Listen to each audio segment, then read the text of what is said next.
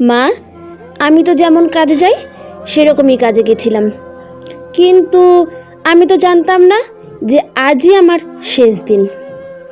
আমি তো আমার জুনিয়রদের সাথে একসাথে কত গল্প করতে করতে তোমার হাতে বানানো টিফিনটা খাচ্ছিলাম। তখনও যদি একটু বুঝতে পারতাম। রাতে অনেকটা হয়ে যায়, আমি ওয়ার্ডে তখন একা, ওরা আমার সাথে। ছি মা, আমার খুব কষ্ট হচ্ছিল জানো তো। অনেকবার আমি বারণ করেছিলাম, চিৎকার করেছিলাম, বাঁচাও বাঁচাও, কে আছো, আমাকে বাঁচাও।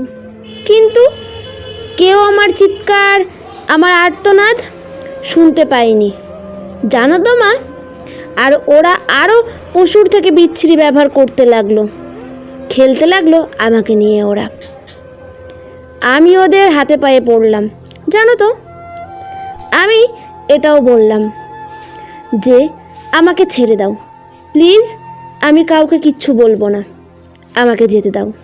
কিন্তু ওরা আর আমার তোমার কাছে একবার যাওয়ার সুযোগটা দিল না তোমার কোলে শেষবারের মতো মাথা রাখতে দিল না শেষবার তোমার হাসি ভরা মুখটা দেখার ও শেষ বিদায় জানানোর সুযোগ।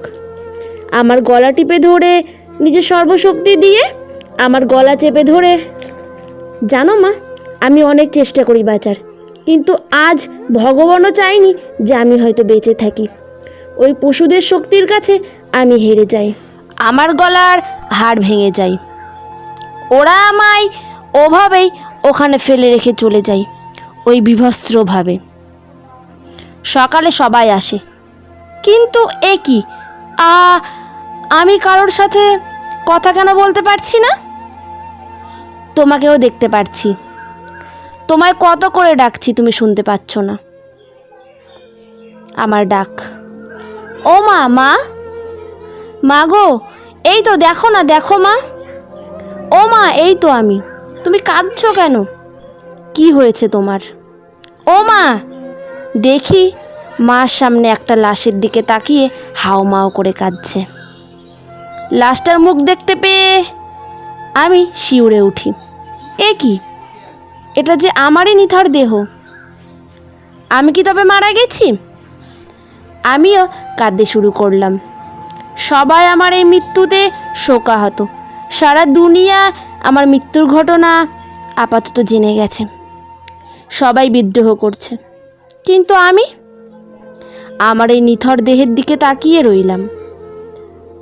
আমার শেষটা তো আরও ভালো হতে পারত, বলো মা। দেখো না মা, ওরা আমার মুখের, দেহের কি বিচ্ছিরি অবস্থা করেছে দেখো মা। আমার চিৎকার করতে ইচ্ছে করছে, কিন্তু আমার আওয়াজ এখনো কেউ শুনতে পারছে না।